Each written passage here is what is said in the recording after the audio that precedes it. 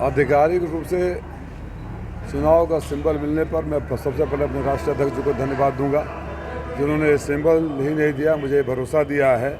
और उन लोगों के गाल पे तमाचा है जो हार के खौफ से फर्जी आपत्तियों को लगाकर, जिनकी इतनी हिम्मत नहीं है कि मुझसे चुनाव में लड़ें, फर्जी आपत्तियों को लगाकर मेरा पर्चा खारिज करवाना चाहते थे। उनके तमाम त्रुटियां मेरे पास किसी ने व्हाट्सएप पर भेजा था, अगर कहिए तो मैं दिखा दूं। मेरे व्हाट्सएप पर किसी ने भेजा था जो उनके हैं, लेकिन मैं इन सब में यकीन नहीं रखता हूं। जनता के बीच से चुनकर जाना, जनता के लड़के जाना, मैं जब आत्मविश्वास है, मुझे अपने घोसी की जनता पर भरोसा है, तो मैं ये रास्ता क्यों लूँ कि किसी का पर्चा खारिज करा दूँ। लगातार लखनऊ से लेकर दिल्ली से दबाव बनाए रहें, लेकिन मैं रिटर्निंग ऑफिसर का भी धन्यवाद करता हूँ कि उन्होंने बिना किसी दबाव में आए निष्पक्ष निर्णय दिया है। किस तरह की 2022 के विधानसभा चुनाव में उनकी इनकम 19-20 में 4.5 लाख थी, लेकिन 2024 में आते आते सेम 19-20 में 6.5 लाख हो गई। बैक डेटेड कैसे बढ़ा सकते हैं? तमाम है, ऐसे तमाम है, लेकिन मैं सोचा कि फिर तो हल्कापन हो जाएगा। अरे चुनाव के मैदान में आए हैं, लड़ें, जनता के बीच में जाए, जनता का विश्वास जीते।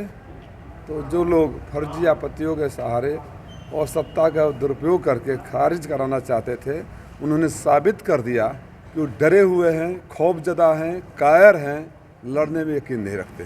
प्रत्याशी महोदय, अगर सिंबल के क्रमवार की बात करें तो नंबर 1 पर बसपा है, नंबर 2 पर सपा और तीसरे पर छड़ी, क्या रहेगा पोजीशन तीसरे पर छड़ी? देखिए, वो टेक्निकली किस तरह से वो लोग अलॉट करते हैं, मुझे लगता है कि पिछले लोकसभा में जो सांसद रहे हैं यहाँ से संख्या, उसके आधार पर उन्होंने किया है, उससे कोई फ़र्क नहीं पड़ता। जनता के दिलों में जो 10 साल से जगह बनाया है, वही जनता के दिलों में नंबर 1 पर रहेगा, वही ईवीएम में नंबर 1 पर रहेगा, वही टोटल वोटों में नंबर 1 पर रहेगा। लड़ने की रोकने की कोशिश की गई थी, अब बताइए ना, आखिरी समय पर हाथ से लिख कर दौड़ कर जाकर ऐसे ऐसे आपत्ति हैं जिसको देखकर आप फंस जाएंगे। उन्होंने सोचा होगा कि सत्ता का पावर है, बोलते हैं मैं तो मालिक हूँ, यहाँ एक आपत्ति देंगे, वहाँ से फ़ोन आएगा, खारिज हो जाएगा। कानून नाम की कोई चीज़ होती है ना। लेकिन जो लोग मंचों से खड़ा होकर छिनैती और डकैती के लिए उपदेश देते हों, उनको कानून पर कैसे यकीन? क्या लगता है, समाजवादी पार्टी के नेता रामहरि चौहान ने इस्तीफा दे दिया सपा से और उन्होंने आरोप लगाया कि चौहानों को टिकट नहीं दिया जा रहा है? उनसे आप जाकर अगली बार पूछिएगा, या मैं अनुरोध करूंगा आप सबसे कि बूथ उनका निकाल कर देखिएगा कि अपनी ज़िंदगी में कभी वो बूथ जीते हैं अपना। अरविंद राजभर कह रहे हैं कि रसड़ा को मैं जिला बनवा दूंगा अगर जीत गया तो। हंसिए, मुस्कुराइए। आप ये भी कहा जा रहा है कि मऊ को कभी गोवा बना देंगे, बॉम्बे बना देंगे, सिंगापुर बना देंगे। समुद्र कहाँ से लाएंगे? गोवा, सिंगापुर और बॉम्बे तीनों समुद्र के किनारे हैं। मैं मऊ को कल्पनाथ राय की ज़मीन को, कल्पनाथ राय जी वाली मऊ को उसी मुकाम पर ले जाऊंगा जिसको मुकाम पर ले जाने का सपना स्वर्गीय कल्पनाथ राय जी ने देखा था। मैं मऊ को वो मऊ बनाऊंगा जो स्वर्गीय कल्पनाथ राय जी ने मिशन शुरू किया था, जो उनका सपना था, उनके सपनों को पूरा करूंगा। मैं मऊ को वो मऊ बनाऊंगा जिसका उदाहरण अगल बगल के जिले देंगे, ना कि मैं फर्जी उदाहरण कहीं और से दूँ। 2019 में सपा बसपा के अलायंस था, जितना वोट पाके अतुल राय जीते थे, अगर बसपा का वोट हम अलग कर देते हैं, क्या सिनेरियो देख रहे हैं आप? 2019 में सपा बसपा का जब गठबंधन था तो हमारे गठबंधन के प्रत्याशी 1,21,000 वोटों से जीते थे। जब सपा बसपा अलग हो गई, 2022 में सपा बसपा दोनों अलग से लड़ी, तो हमारे जीत का फासला, यानी हमारे और बीजेपी के बीच वोटों का फासला 1,40,000 हो गया। ये साबित करता है कि बसपा ने उस समय हमारे साथ रहकर भी धोखा किया। जब वो हमारे साथ नहीं थे तो हम लोग 1,40,000 वोट बीजेपी से ज़्यादा थे, जब हमारे साथ थे तो 1,21,000 वोट से ज़्यादा थे। जब मान्य स्वघोषित सबसे बड़े नेता जो चुनाव लड़ रहे हैं हमारे खिलाफ, जो कहते हैं कि पूर्वांचल की सारी सीटें उनकी वजह से समाजवादी पार्टी ने 2022 में जीती थी, तो जब हमारे साथ थे तो घोसी विधानसभा की सीट हम 21,000 वोटों से जीते थे।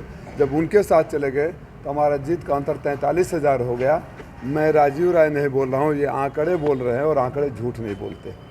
छत्री वोटरों को लेकर तमाम कंट्रोवर्सी आ रही है, नाराज हैं, क्या लगता है आपको इस बार चुनाव में जो छत्री वोटर हैं घोसी के, क्या रुझान दिख रहा है अभी तक आपको? क्या लगता है आपको, चाहे राजीव राय हो, चाहे XYZ हो, चाहे कोई माँ बहन की गाली देकर, जूते मारने की बात कर कर छत्री समाज हो या कोई अन्य समाज हो, कोई वोट ले लेगा क्या?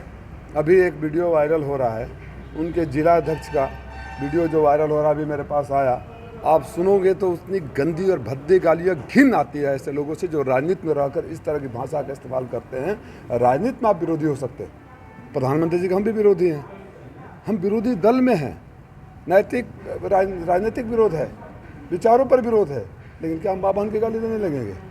महेंद्र पांडे जी वरिष्ठ नेता है ना, कैबिनेट मिनिस्टर है ना, माँ बहन की गालियाँ नहीं दी गई।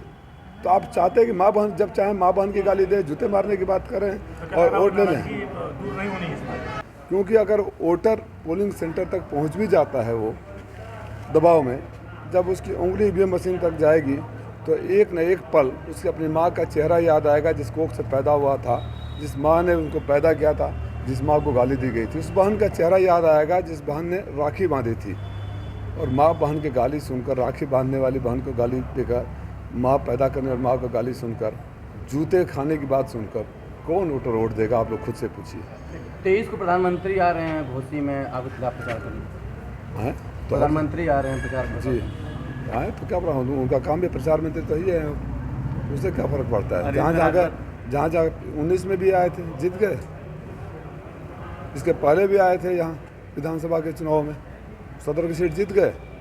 कर्नाटक में प्रधानमंत्री जी सबसे ज़्यादा रैली किए, कर्नाटक विधानसभा चुनाव में सबसे ज़्यादा रैली प्रधानमंत्री जी ने किया और स्ट्राइक रेट सिर्फ 33% था। राहुल गांधी ने वहाँ रैली किया तो उनका 67% था। तो प्रधानमंत्री जी आए, उनका स्वागत है, हमारी धरती पर आ रहे हैं प्रधानमंत्री, मेरे भी हैं, बीजेपी के थोड़े हैं खाली, मेरे प्रधानमंत्री भी हैं, मेरे माननीय प्रधानमंत्री जी का मेरे धरती पर स्वागत है। आशीर्वाद जनता राजीव राय को देगी। मायावती आ रही 19 को तो भारतीय समाज पार्टी के अरविंद राजभर कह रहे हैं कि वो भाजपा छड़ी को जिताने के लिए आ रही है मायावती। किसको? छड़ी को। तो सपने देखने पर, झूठ बोलने पर कोई टैक्स लगा है क्या? अभी सरकार ने कोई टैक्स लगाया सपने देखना, झूठ बोलने पे? तो सपने देखें, झूठ बोले, धंधा है।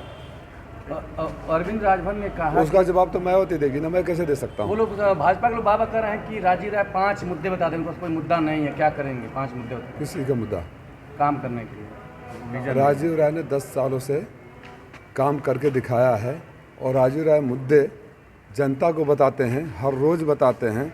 ऐसे लोगों को नहीं बताएंगे जो बांसडीह में चुनाव लड़े, कोई जनता ने वोट दिया, आप ये क्यों नहीं पूछते? जनता ने कुछ हज़ार वोट दिए थे ना, 50,000 दिए थे, उस जनता को छोड़कर क्यों भाग गए?